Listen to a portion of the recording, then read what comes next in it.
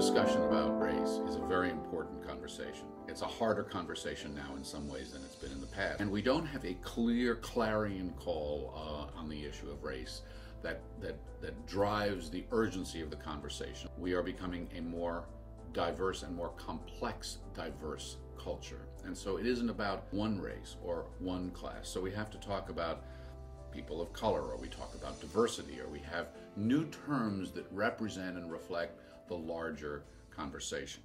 People think that if we just do something, one sort of landmark thing, we'll be done.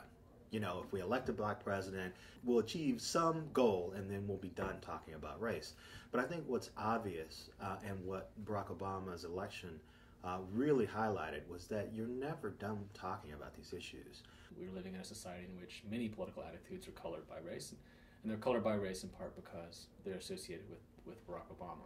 When we have our first biracial, non-white male American president, our first African American president, it is a time that many of my generation never thought we would live to see. The sense is that we've elected our first African American president, therefore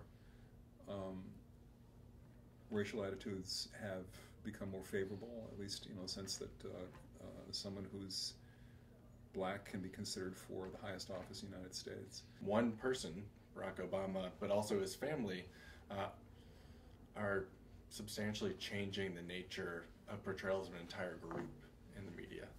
During the 2008 presidential campaign, attitudes towards African Americans became somewhat more favorable as a consequence perhaps of the campaign, but then that effect dissipated. I would say that race played a surprising role, and that research has shown us that actually President Obama benefited in some ways from his racial identity, as well as being hurt in other ways. The most interesting to me was the way President Obama and the Democrats dealt with it, which was very gingerly. If he talks about discrimination, if he talks about identifying with people of color who are at the center of controversial racial issues, he will pay a price for that with white voters. I think he's in a bind because if he addresses the issue of race, then he's perceived as catering to a segment of the population. He also had a variety of what I call counter-stereotype appeals, meant to say to the American public, to white Americans in particular, that I'm not your typical African American. I'm not even your typical African American candidate. And I don't think race ever sort of emerged as a topic, a front and center topic. But obviously, race issues had a huge impact on the election results, because non-white voters sided with one political party tremendously over another. People's racial attitudes are an important predictor of how they voted, and in fact they're an important predictor of most anything they think about Barack Obama. With President Obama's election, there was a sort of a euphoria, and everybody believed that we were going to enter a post-racial America.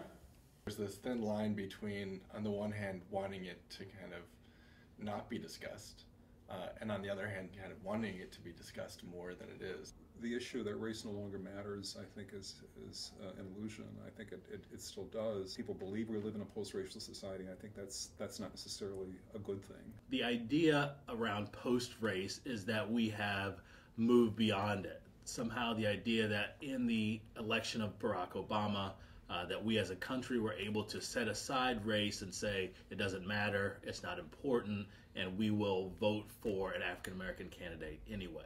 We are definitely in a place that's changed, and I think we can recognize positive changes without it meaning that we're kind of whitewashing over racial inequality that still exists.